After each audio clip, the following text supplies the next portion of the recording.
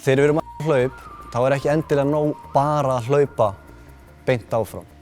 Við viljum líka hugsa að við séum með sterka miðju og sterkt bak til þess að geta haldið okkur uppréttum og flottum í gegnum allt hlaupið. Þess vegna eru hérna 3 styrktaræfingar sem að þið getið tileinkað ykkur til að hjálpa ykkur við þetta. Fyrsta, ég kalla hana í rauninni bara Y-ið eða YMCA af því að þetta er í rauninni staðan sem við erum í þegar við erum að syngja lagið og dansa með.